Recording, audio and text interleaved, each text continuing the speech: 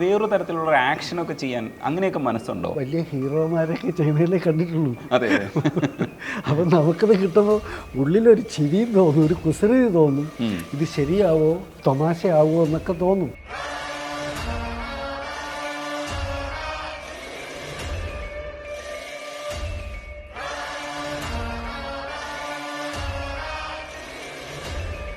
ചെറിയ ആശങ്കയൊക്കെ ഉണ്ടാവും, പരാധീനതകൾ നമുക്കുള്ളതുകൊണ്ട് പറയാൻ ധൈര്യവുമില്ല. മോഹം മാത്രം ഇങ്ങനെ നമുക്കുള്ളൂ. പക്ഷെ ഇന്നായിരുന്നെങ്കിൽ ഒരുപക്ഷെ പത്മരാജൻ സാറിൻ്റെയൊക്കെ പടങ്ങളിൽ ജഗതി ചേട്ടൻ പറഞ്ഞിട്ടുണ്ട്, ഒപ്പം ഉണ്ടായിരുന്നെങ്കിൽ എനിക്ക് എന്തൊക്കെ വെറൈറ്റി ക്യാരക്ടർ ചെയ്യായിരുന്നു. ആരെയാ ശരിക്കും റെഫറൻസ് എടുത്തേ? പറയണ്ട, അച്ഛൻ തന്നെ. അച്ഛനും ഇഷ്ടമാണ്, പറഞ്ഞു. പേടിയുണ്ടായിരുന്നു ആദ്യം എനിക്ക്. നമ്മളറിയാത്തടത്തേക്ക് അവർ കൊണ്ടുപോകും. അത് ചെന്ന് ചേരുന്ന ഇടത്തിൻ്റെ പ്രത്യേകതയാണ്. കൂടുതലും രതീഷ് പറഞ്ഞപ്പോൾ നമുക്ക് തോന്നുന്നൊരു കൊതിയുണ്ട്. എന്തോ ഒരു ഗുരുത്വം കൊണ്ട് നമ്മൾ ചെന്ന് ചേരുന്ന അങ്ങനെയുള്ള ആൾക്കാരടുത്ത് ചേരുമ്പോൾ അവർ നമ്മളെ മാറ്റിയെടുക്കുമെന്ന് അറിയില്ല, വശംവദനാവുന്നേ ഉള്ളൂ. എന്നെ ഒഴിവാക്കിയോ? നിങ്ങൾ ഒഴിവാക്കാൻ പറ്റില്ല. അവസാനം ഒരു ഡയലോഗ് ഉണ്ട്, അഖിലേഷ് ഏട്ടൻ അതാണ് പറഞ്ഞ്. പിന്നെ അതിന്റെ സീരിയസ് സിനിമ അറിയില്ല നമുക്ക്. കുണ്ടലപുരാണം എന്ന പുതിയ ചിത്രത്തിന്റെ വിശേഷങ്ങളുമായി ഇന്ദ്രൻ സേട്ടനും ഉണ്ണിരാജയുമാണ് നമുക്കിപ്പോൾ. ഹായ് ഇന്ദ്രൻ സേട്ടാ, നായകനായി വരുന്ന സമയത്ത് നമ്മളൊരു കാലം ഓർക്കുമ്പോൾ പണ്ട് ഈ അച്ഛൻ ഉറങ്ങിക്കിടക്കുന്ന നിശ്ചലം എന്ന് പറയുന്ന പാട്ട് പാടിയതിന് ശേഷം TV ചന്ദ്രൻ സാറിൻ്റെ സിനിമയിൽ വന്നിട്ട് ഒരു പാട്ട് പാടുന്നുണ്ട്, കണ്ണും നട്ട് കാത്തിരുന്നിട്ടും എൻ്റെ വിദ്യാര മാസ്റ്റർ പാടിയതാണ്. ആ സമയത്ത് നമുക്കൊരു പ്രൗഡ് മൊമെൻ്റ് ഉണ്ടായിരുന്നു. ഈ അടുത്ത് ഉടൽ സിനിമയിൽ ബീഡി വലിക്കുന്നൊരു മാസ് സീനുണ്ട്. പൊളിയായിരുന്നു. ഉടലിൽ ത്രൂ ഔട്ട് മാസ് കാണിക്കുന്ന ഒരു കഥാപാത്രം. അതേപോലെ ഈ നാരദൻ എന്ന് പറയുന്ന സിനിമയിൽ ജഡ്ജായിട്ട് മ്യൂസിക് ഇട്ടൊരു വരവുണ്ട്. എന്ന് എനിക്ക് ആഷിഖ് കപൂറിനോട് തോന്നിയൊരു സ്നേഹമുണ്ട്. ഈ മനുഷ്യന് ഇത്രയും നല്ല ഹൈപ്പ് മ്യൂസിക് കൊടുത്തല്ലോ എന്ന് പറയുന്നത് ഒരു ജേണി ഉണ്ടല്ലോ ഇപ്പോഴത്തെ. അതെങ്ങനെയാണ് ആസ്വദിക്കുന്നത്? ഇങ്ങനെ സംഭവിക്കുന്നത് ചെയ്യാം. എനിക്ക് തോന്നുന്നു അവരൊക്കെ ഭയങ്കരമായിട്ട് സിനിമ മനസ്സിലിങ്ങനെ ഇട്ടേക്കണം. അവരിങ്ങനെ നമ്മളറിയാത്തടത്തേക്ക് അവർ കൊണ്ടുപോകും. അത് ചെന്ന് ചേരുന്ന ഇടത്തിൻ്റെ പ്രത്യേകതയാണ്. കൂടുതലും രതീഷ് പറഞ്ഞപ്പോൾ നമുക്ക് തോന്നുന്നൊരു കൊതിയുണ്ടല്ലോ, അതിൻ്റെയൊക്കെ മുകളിലേക്ക് ഇങ്ങനെ കൊണ്ടു. അത് തന്നെ ആഷിജിയുടെ വക്കീൽ അങ്ങനെയൊക്കെ എന്നേ ഉള്ളൂ. പക്ഷേ എന്തോ ജഡ്ജി എന്തോ പിന്നെ എന്തോ ഒരു ഗുരുത്വം കൊണ്ട് നമ്മൾ ചെന്ന് ചേരുന്ന അങ്ങനെയുള്ള ആൾക്കാരടുത്ത് ചേരുമ്പോൾ അവർ നമ്മളെ മാറ്റിയെടുക്കുമെന്ന് അറിയില്ല, വശംവദനാവുന്നേ ഉള്ളൂ നമ്മൾ. അല്ല, ചില സിനിമകളിൽ നമ്മൾ ഗൂസ് ബംസ് ഉണ്ടാവുക. അതിൽ ഇന്ദ്രൻ ചേട്ടൻ നടക്കുമ്പോൾ എനിക്കൊരു തരിപ്പുണ്ടായി. ഒരു സംഗതിയുണ്ട്, അത് അത്രയും പഞ്ച് മ്യൂസിക്കിൽ ഈ സാധനം വരുന്നില്ലേ, അതൊരു ഭയങ്കര രസമുള്ളൊരു പരിപാടിയാണ്. കാരണം നമ്മുടെ ഒരു ഫിഗറൊക്കെ നായക സങ്കല്പത്തിൽ ചേരാത്തൊരു ഫിഗറാണെന്ന് കരുതി നമ്മൾ ഒരു തരത്തിൽ മാറ്റി നിർത്തിയതിന് ശേഷം സിനിമ ഒരുപാട് മാറി. അപ്പോൾ അന്നും ഒത്തിരി നല്ല ഡയറക്ടേഴ്സിൻ്റെ കൂടെ ചെയ്തിട്ടുണ്ട്. പക്ഷെ അന്നൊന്നും ഇന്ദ്രൻ ചേട്ടൻ അഭിനയത്തിലേക്ക് വന്നിട്ടുണ്ടായില്ല. അപ്പോഴും മോഹം മാത്രമേ ഇങ്ങനെ നമുക്കുള്ളൂ, പറയാൻ പറ്റും. നേരത്തെ പറഞ്ഞതിനൊക്കെയുള്ള പരാധീനതകൾ നമുക്കുള്ളതുകൊണ്ട് പറയാൻ ധൈര്യവുമില്ല. പക്ഷെ ഇന്നായിരുന്നെങ്കിൽ ഒരുപക്ഷെ പത്മരാജൻ സാറിൻ്റെയൊക്കെ പടങ്ങളിൽ ചെയ്യാൻ പറ്റിയിരുന്നെങ്കിൽ പൊളിച്ചേനെന്ന് ഞങ്ങൾക്ക് തോന്നാറുണ്ട്. അതൊരു വാക്കൊരുക്ക ജഗതി ചേട്ടൻ പറഞ്ഞിട്ടുണ്ട്. പത്മനാഭ സാർ മരിച്ചു കഴിഞ്ഞപ്പോഴത്തേക്ക് എപ്പോഴോ നമ്മളിങ്ങനെ സംസാരിച്ചോ, ഒപ്പം ഉണ്ടായിരുന്നെങ്കിൽ എനിക്ക് എന്തൊക്കെ വെറൈറ്റി ക്യാരക്ടർ ചെയ്യായിരുന്നു. തീർച്ചയായിട്ടും. പക്ഷെ ഇപ്പോഴും ചെയ്യുന്നുണ്ട് കേട്ടോ. ചേട്ടൻ പറഞ്ഞ കാര്യം അതെ, മനസ്സിലായി. ഈ കുണ്ടലപുരാണത്തിൽ എന്താണ് സംഭവം? എന്താണ് ഒരു കിണറിനെ ചുറ്റിപ്പറ്റിയുള്ള പാട്ടൊക്കെ ഞാൻ കണ്ടു. അതൊരു ഒത്തുചേരലാണ്. എല്ലാവരുടെയും ഒരു വെള്ളം കൂടി അങ്ങനെ ചില പ്രദേശത്ത് മാത്രം അതൊരു വല്ലാത്ത ബന്ധമാണല്ലോ, പങ്കുവെച്ച് കഴിക്കുക എന്ന് പറയുന്നത്. അപ്പോൾ അത് ഒരു സുപ്രഭാതത്തിൽ തടയപ്പെടുന്നു എന്നുള്ളതാണ്. അത് ആ കൂട്ടത്തിലുള്ള ആളുടെ കുട്ടിയുടെ വിഷയവും കമ്മലുമൊക്കെ ആയിട്ട് ബന്ധപ്പെട്ടാണ്. പക്ഷേ അത് കാരണം ഇയാൾ ആർക്കും വെള്ളം കൊടുക്കാണ്ടാവും. ഒരു ദിവസം കഴിഞ്ഞു കൂടുന്ന പാടേ. അപ്പോൾ എല്ലാവരുടെയും ഒരു അവസ്ഥ എന്തോ ആയിരിക്കും. എന്നിട്ടും ആരും അത്രത്തോളം ഇയാളെ പ്രതികരിക്കുന്നില്ല. അത്രയും നല്ല മനുഷ്യരാണ്. അങ്ങനെയുള്ള ചുറ്റുപാട്ടത്തിൽ നടക്കുന്നൊരു വിഷയം. ശരി, ബാക്കി നമുക്ക് വരാം. ഉണ്ണി ശരിക്കും മറിമായത്തിൽ ഞങ്ങളൊക്കെ കണ്ടിട്ട് പൊട്ടി ചിരിച്ചതാ. ഇതിൽ ശരിക്കും കോമിക് റോളാണോ അല്ലെങ്കിൽ സീരിയസ് ആയിട്ട്? ചേട്ടൻ വേണുവേട്ടൻ എന്ന് പറഞ്ഞ കഥാപാത്രമല്ലേ. വേണുവേട്ടൻ്റെ കൂടെ ഒരു സ്വന്തം സഹചാരിനെ പോലെ എന്നും ഉണ്ടാവും. ഓട്ടോറിക്ഷ ഡ്രൈവറാണ്. അപ്പോൾ വേണുവേട്ടൻ എവിടെ പറഞ്ഞാലും പോവും, കൂടെ നിൽക്കും, തൊട്ട് അയൽവാസിയാണ്. അതാണ് കഥാപാത്രം. തമാശയാണ്. പിന്നെ ഒരു പ്രണയാലും ഉണ്ട്. ഒരു എനിക്ക് പ്രണയിനിയുണ്ട് കിണറിന്റെ അടുത്താണ് പ്രണയം കൂടുതലും. ഒരു കളിക്കാരനും കൂടിയാണ്, മെസ്സിയാണ്. അപ്പൊ അങ്ങനെയാണ് സംവിധായകൻ ഒരു പ്രത്യേക ശൈലിയിലാക്കി തന്നെ ഒരു എഴുത്തുകാരനെല്ലാം അങ്ങനെ ക്യാരക്ടർ മോശമല്ല, ഇഷ്ടമായി നമ്മൾ ചെയ്യാൻ പറ്റിയെന്ന് എനിക്കറിയില്ല, ചെയ്തിട്ടുണ്ട്. പിന്നെ നാട്ടിൻപുറത്ത് കുറേ ആൾക്കാരാണ്, പിന്നെ ഇന്ദ്രൻസേട്ടൻ മാത്രമാണ് അതിലൊക്കെ ആദ്യമായിട്ട് ഒരു വേഷം വേണ്ടിട്ട്, ബാക്കിയെല്ലാം പുതിയ ആൾക്കാരാണ് ചെയ്തത്.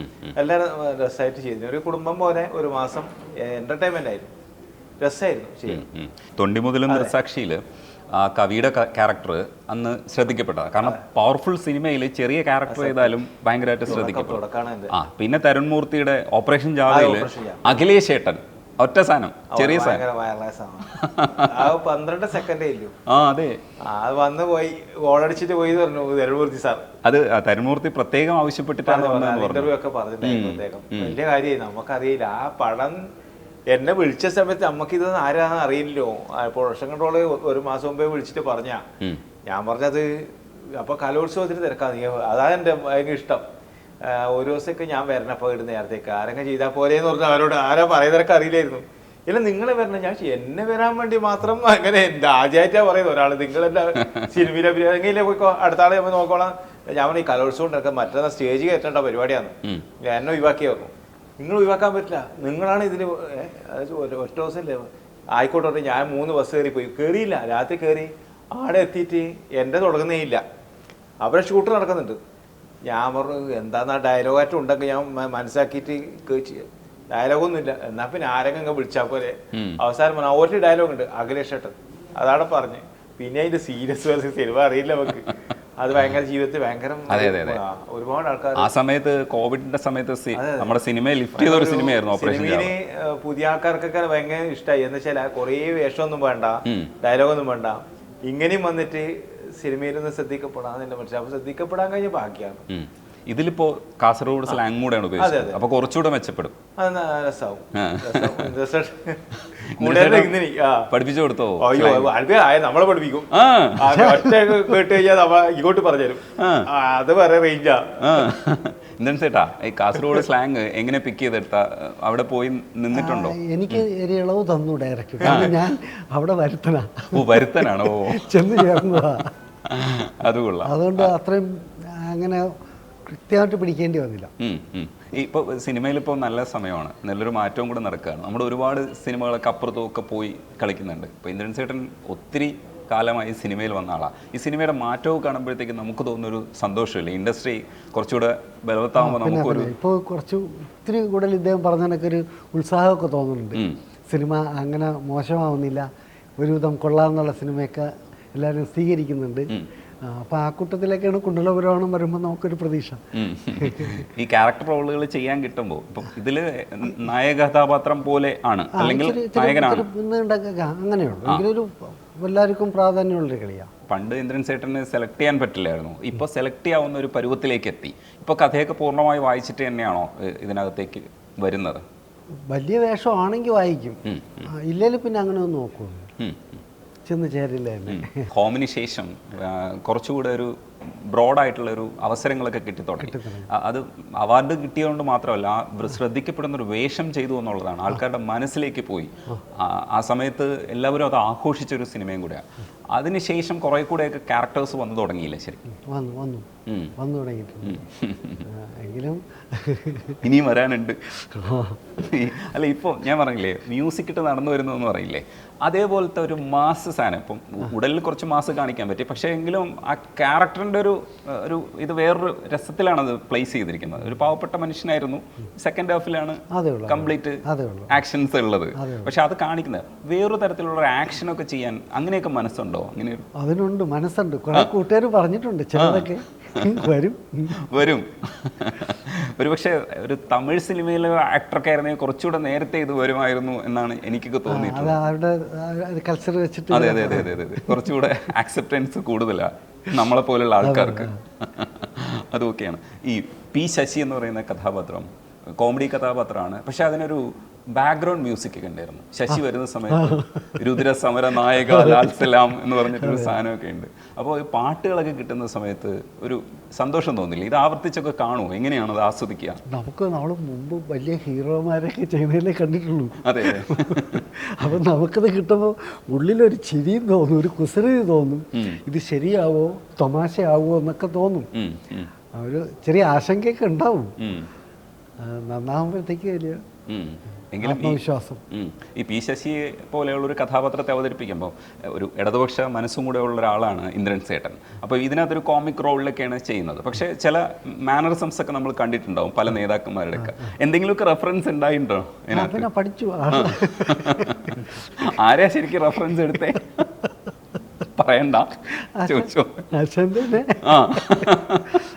അച്ഛനും ഇഷ്ടമാണ്. പറഞ്ഞു പേടിയുണ്ടായിരുന്നു ആദ്യം എനിക്ക്, ഇനി എപ്പോഴെങ്കിലും ചെന്ന് പെടുമ്പോൾ എങ്ങനെ കാണുമ്പോൾ.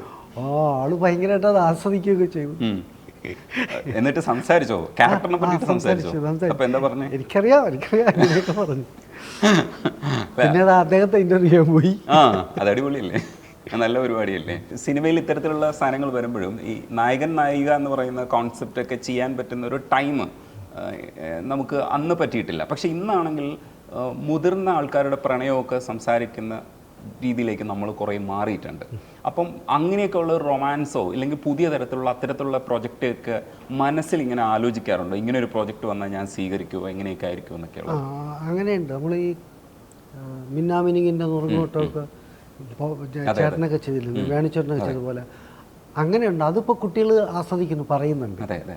ഇപ്പോഴത്തെ ചെറുപ്പക്കാർ അത് അവരുടെ ഈ ഒരു പ്രായം കഴിഞ്ഞാൽ ഇതൊരു ഈ പ്രണയം ഒരു വല്ലാത്ത സംഭവമല്ലേ, അത് ഇങ്ങനെ ഈ സ്നേഹം പറ്റുന്നതല്ലല്ലോ, ഇത് പ്രായമില്ലല്ലോ എന്നൊക്കെ ഈ അടുത്ത് പല പടങ്ങളിലും ചെറുപ്പക്കാർ പറയുന്നുണ്ട്. അപ്പോൾ അങ്ങനെയൊക്കെ ഉള്ള സാധ്യതയുണ്ട്, വരും. വരട്ടെ. പണ്ട് ഈ കുപ്പായം ഒരെണ്ണം തുന്നാൻ കൊണ്ട് ബന്ധുവിൻ്റെ കടയിൽ കൊടുത്തിട്ട് ഓരോ പ്രാവശ്യവും അങ്ങോട്ടും ഇങ്ങോട്ടും പോകുമ്പോൾ ഇത് തയ്ച്ചോ എന്ന് നോക്കുന്ന ഒരു ഇന്ദ്രൻസേട്ടനാണ് പിന്നീട് മമ്മൂക്കയ്ക്കും മോഹൻലാലിനും ഉൾപ്പെടെയുള്ളവർക്ക് വസ്ത്രം തുന്നിക്കൊടുത്തത്. ആ സമയത്ത് ഉണ്ടായിരുന്ന ആ കുട്ടിയായിരിക്കുമ്പോൾ ഉണ്ടായിരുന്ന കൊതി പിന്നീട് ഈ വസ്ത്രങ്ങൾ തുന്നി കാണുന്ന സമയത്ത് അന്നൊന്നും കൊതിയൊന്നും തോന്നിയിട്ടില്ലല്ലേ ഇവരിടുന്ന വലിയ കുപ്പായോ കാണുന്ന സമയത്ത്? പിന്നെ തോന്നും. നിറങ്ങളോടൊക്കെ ഭയങ്കര ഇഷ്ടമായിരിക്കും.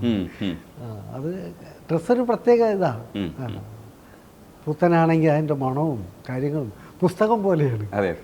അതിൻ്റെ പുതിയതിൻ്റെ മണം വല്ലാത്ത ഹരം. ഇന്ദ്രൻസേട്ടൻ ഇടയ്ക്ക് പറഞ്ഞിട്ടുണ്ട് വായന ഒരു സാംസ്കാരിക പ്രവർത്തനമാണെന്ന് പറഞ്ഞിട്ടുണ്ട്. അപ്പോൾ വായന ഇപ്പോഴും ആദ്യ അർത്ഥത്തിൽ തന്നെ തുടരുന്നുണ്ടോ? ഇപ്പോഴത്തെ വായനയുടെ സ്റ്റൈല് മാറിയോ? ഗഹനമായ വായനയാണോ അതേ വളരെ ലൈറ്റിലായിട്ടുള്ള വേർഷനാണോ? അല്ല, ലൈറ്റാണ്. അത്രയും ഒതുങ്ങി ചിലത് കിട്ടും, അപ്പോഴത്തേക്ക് നമുക്കൊന്നുകൂടെ മനസ്സിരുത്തി വായിക്കാൻ തോന്നും. അല്ലെങ്കിൽ എല്ലാം വായിക്കും. കിട്ടുന്ന സമയം കൂടുതലും എന്താണ് ഇഷ്ടം കാര്യം കഴിഞ്ഞാൽ ഒതുങ്ങിയിരിക്കുന്ന അതിൽ തന്നെയാണ്. അത് നിന്ന് പോയാൽ പിന്നെ എനിക്ക് ഒരു കഴഞ്ച് മുമ്പോട്ട് പോകാൻ പറ്റാതെ. അതെ, അങ്ങനെ ഒരു ചര്യയുടെ ഭാഗമായി മാറിയല്ലേ? എന്നുവെച്ചാൽ ഇല്ലെങ്കിൽ പിന്നെ എൻ്റെ ഒന്നുമില്ല, ഞാൻ ശൂന്യമാണ്. അത് ആക്ടിങ്ങിനൊക്കെ ഇൻകോപ്പറേറ്റ് ചെയ്യാറുണ്ടോ? ഒരുപാട്. ഞാൻ ഇപ്പോൾ ഈ പറഞ്ഞ ക്യാരക്ടറുടെ ഒരു മാറ്റം എന്ന് പറഞ്ഞത് തന്നെ ഒരുപക്ഷെ പല പുസ്തകങ്ങളിൽ നിന്നിട്ട് കഥാപാത്രം മനസ്സിലെനിക്ക് വെച്ച് ആഗ്രഹിക്കാൻ തോന്നിയതുകൊണ്ടാണ്. ഒരുപക്ഷെ അത് ഉള്ളിൽ വളർത്തിയെടുക്കാൻ പറ്റിയിട്ടുണ്ടാവും. അതിന് പുസ്തകം തന്നെ സഹായിച്ചത്. ആ വില്ലേജ് ഓഫീസിൽ ചെയ്ത എപ്പിസോഡ് ഞാൻ കണ്ടിട്ടുണ്ടായിരുന്നു. ഒരു കള്ളനായിട്ട് വില്ലേജ് ഓഫീസിൽ ചെല്ലുന്ന മറിമായത്തിൽ അടിപൊളിയാണ്. ആ കള്ളൻ ഭയങ്കര ആൾക്കാർ കണ്ട ഒരു സംഭവം, പൈപ്പിന്റെ ആയിട്ട് കൊണ്ട് അടിച്ചിട്ട് ആട് മരിച്ചു, പാവം. വളരെ സോഫ്റ്റ് ആയിട്ട്, പക്ഷെ അത് വർക്കൗട്ടായി. അതെനിക്ക് ഇങ്ങനെ എന്തൊക്കെയോ ആയിപ്പോയത് അത് കുറയല്ല. അങ്ങനെയല്ല, സ്ക്രിപ്റ്റ് ഉണ്ടാവും, എന്നാലും നമ്മളെ ചില മറിമായത്തിന്റെ ടീം നല്ല ടീമല്ലേ, സ്പേസും നമുക്ക് കിട്ടിയൊരു ബാക്കിയായിട്ടാണ് തോന്നുന്നത്. കാരണം വെച്ചാൽ നമുക്ക് എന്തെങ്കിലും ചെയ്യാൻ, സിനിമയിൽ നമുക്ക് അങ്ങനെ കഥാപാത്രം ചെയ്യാലോ, എന്തും ചെയ്യാലോ, എന്ത് വേഷം ഒരുപാട് നമുക്ക് ചെയ്യാൻ പറ്റുന്നൊരു ഭാഗ്യമാണത്. കാരണം നമുക്ക് വേഷങ്ങൾ മാറിയിട്ടും ഇതാക്കിയിട്ടും എല്ലാം ഒരു ചെയ്യാം. തമാശ പറഞ്ഞൊക്കെ അധികം ഏശനുണ്ട്. വില്ലേജ് ഓഫീസ് ഭയങ്കര വൈറലായിട്ട് പോയ സാധനമാണ്. ഭയങ്കര വില്ലൻ ഗുണ്ട ഒരു കാര്യം അവരെ പഠിപ്പിച്ചിട്ട് പോകുന്നതാ. അതെ അതെ, അയാൾ സോഫ്റ്റ് ആണ്, പക്ഷേ സോഫ്റ്റ് ആണ്, ഒരു സൈക്കോ സ്റ്റൈല്. ഈ കാര്യമെല്ലാം പഠിപ്പിച്ചു കൊടുത്തിട്ട് അല്ലേ, മറ്റേ അങ്ങനെ എങ്ങനെ കൊടുത്ത 48 അങ്ങനെ കൂട്ടി ഞാൻ റെഡിയാക്കാന്ന് പറഞ്ഞിട്ട് പോകുന്ന ഒരാളാണ്. നല്ല രസമുള്ള സാധനമാണ്. നമ്മുടെ ലാംഗ്വേജിന്റെ കാര്യം പറയുമ്പോൾ തിങ്കളാഴ്ച നിശ്ചയത്തിലും ഭാഷ വളരെ രസമായിട്ട് ഉപയോഗിച്ചിട്ടുള്ള ഒരു പടമാണ്. അത് പടവും വളരെ മികച്ച നിലവാരമുള്ള ഒരു പടമാണ്. ഇത്തരത്തിലുള്ള ഭാഷയെ കളിയാക്കുന്ന സിനിമകൾ ഉണ്ടായിരുന്നു ഒരു ഘട്ടത്തിൽ. അത് കഴിഞ്ഞിട്ട് നമ്മളിപ്പോ കുറെ കൂടെ മാറി. അതായത് കളിയാക്കാൻ ശരിക്കും നമ്മുടെ കാസർഗോഡ് ഭാഷ ആദ്യകാലം കളിയാക്കുന്ന സംഭവം ഉണ്ടായിരുന്നു. പലരും ഇങ്ങോട്ട് വന്നിട്ട് താമസിക്കുന്നവരൊക്കെ ഓരോ കിഞ്ഞു പോയി എന്നെല്ലാം പറയുന്ന സ്വഭാവം ആയിപ്പോ നമ്മളങ്ങനെ മാറ്റി പറയാൻ പറ്റില്ലോ. അപ്പൊ എന്തെന്നാ പറയുന്നത്, സത്യം പറഞ്ഞ സിനിമേനെ വന്ന ശേഷം ആ ഭാഷ പറയാൻ വേണ്ടി പറയാം അവരോട്. അത് ഇഷ്ടം മാറിയിട്ടുണ്ട്. കാരണം സിനിമ അതിന് വലിയൊരു കാരണമായിട്ടുണ്ട്. പണ്ട് പറയില്ല, ആളത് വന്നിട്ട് കഷ്ടപ്പെട്ട് ഈ ഭാഷ പറയാൻ വേണ്ടി ശ്രമിക്കും. ഇന്ന് വേണ്ട, നമ്മളത് പറഞ്ഞാൽ അവർക്ക് മനസ്സിലാവുകയും ചെയ്യും. ഈ ഭാഷയോട് ഭയങ്കര ഇഷ്ടം. അങ്ങനെ എന്താ ചേട്ടാ, ഈ സിനിമയെല്ലാം വരുന്നതുകൊണ്ട് നമ്മുടെ കാസർഗോഡ് ശൈലി ലൊക്കേഷൻ വന്നു. നടന്മാർ പോലും അത്യാവശ്യം വളരെ അപൂർവമായിരുന്നു ഉണ്ടായത് നമ്മളെ കാസർഗോഡ് നടന്മാർ അല്ലെങ്കിൽ നടിമാർ. ലൊക്കേഷൻ ഇപ്പം ഒരു വർഷം 5, 6, 7 ഒക്കെ പടം, വലിയ പടമൊക്കെ നടക്കുന്നത്. ഇപ്പം 50 കോടിൻ്റെ പടമൊക്കെ നമ്മൾ കാസർഗോഡ് വെച്ച് കൊടുക്കും. അജയൻ്റെ 2ാം വർഷമൊക്കെ അതിലൊക്കെ ഞാൻ അഭിനയിച്ചിട്ടുണ്ടായിരുന്നു. 50 കോടി വലിയ ബഡ്ജറ്റ് പടമാണ്. അതൊക്കെ വരാൻ വേണ്ടി വന്നു. അങ്ങനെ ഒരുപാട് സിനിമകൾ നടക്കുന്നുണ്ട്. അപ്പോൾ ഭാഷ ഇഷ്ടമാണ്. ഇപ്പം പണ്ടൊരു കളിയാക്കലുണ്ടായിരുന്നു കാലത്ത്. അങ്ങനെയൊക്കെ ഉണ്ടായിരുന്നു. തൊണ്ടിമുതലാണ് എൻ്റെ ഒരു മാറ്റം വരുത്തിച്ചത്. പിന്നെ തിങ്കളാഴ്ച ശേഷം ഗംഭീരായി, എന്നാ താങ്കേശ്വർ ഗംഭീരായി, അങ്ങനെ ഒരുപാട് സിനിമകൾ കാസർഗോഡിന് അംഗീകരിച്ച സിനിമകൾ. നമ്മുടെ കാസർഗോഡിന്റെ സ്വന്തം പടം കുണ്ടലപുരാണ്.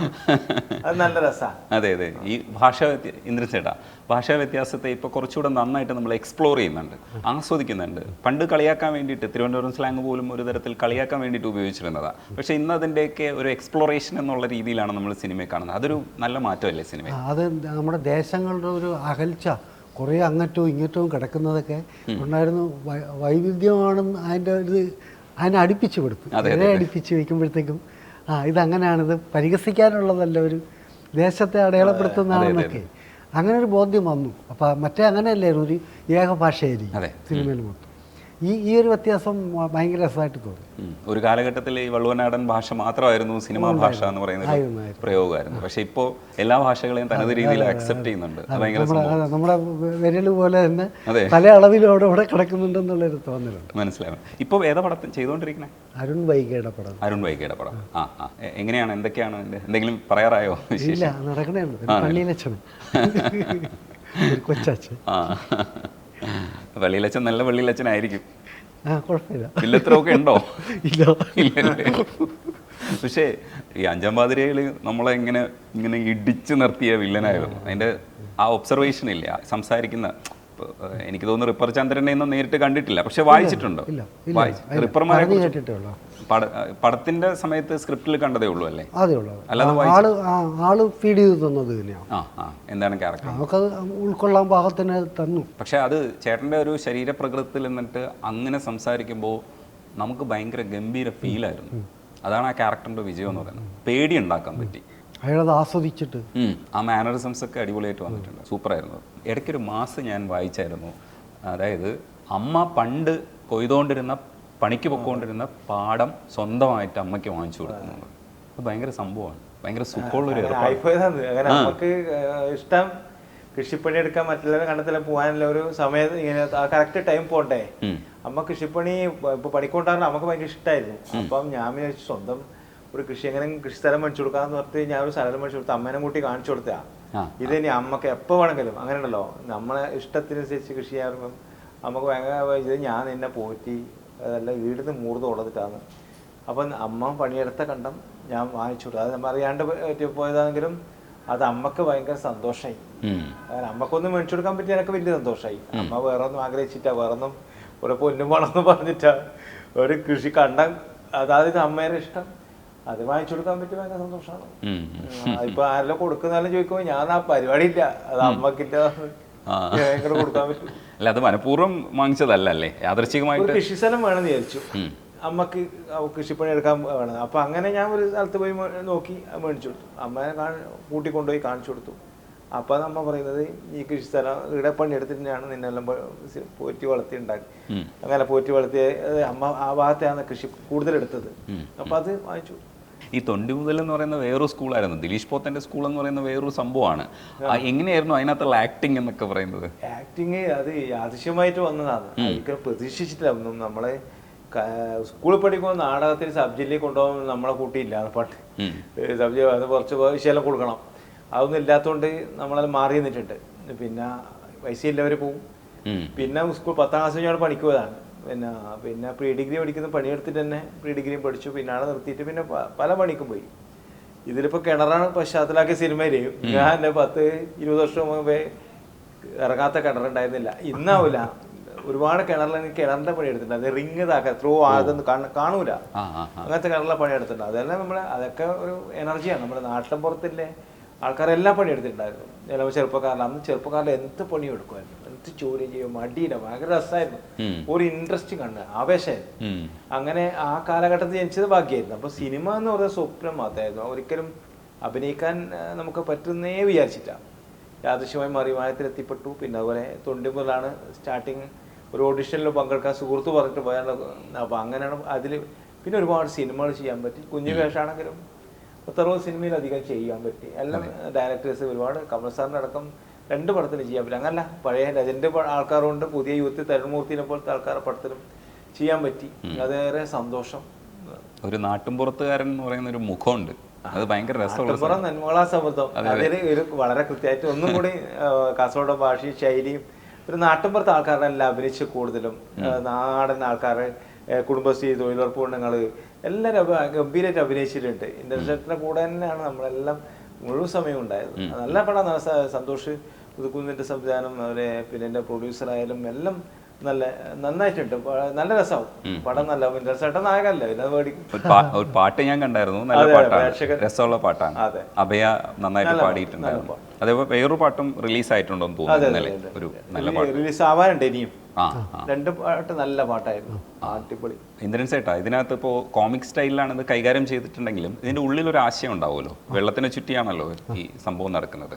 വെള്ളം ഭയങ്കര ഒരു നമുക്കൊക്കെ ടെൻഷൻ ഉണ്ടാക്കുന്ന സാധനമാണ്. നമ്മുടെ വീട്ടിൽ കിണറ് വറ്റുമ്പോഴാണ് നമുക്ക് ശരിക്കും മനസ്സിലാവുന്നത് ഇതിൻ്റെ പ്രാധാന്യം എത്രത്തോളം വലുതായിരുന്നു എന്നുള്ളത്. അപ്പോൾ ചില ടോപ്പിക്സൊക്കെ നമ്മൾ സിനിമയിലേക്ക് കൊണ്ടുവരാൻ കുറച്ച് ബുദ്ധിമുട്ടുള്ള ടോപ്പിക്സ് ആയിരിക്കും. പക്ഷെ അത് കോമിക്കലി കൊണ്ടുവരുമ്പോൾ അടിയിൽ കഥ പറയുകയും ചെയ്യാം, യഥാർത്ഥ ആശയം പറയാം. ഇത് ഏത് തരത്തിലാണ് കൈകാര്യം ചെയ്തിരിക്കുന്നത്? തമാശ പോലെയല്ല, ചുറ്റുവട്ടം എല്ലാവരുടെയും ആദ്യമാണെങ്കിൽ അത് നേരം പോക്കുപോലെ തന്നെ പറഞ്ഞിട്ടുണ്ട്.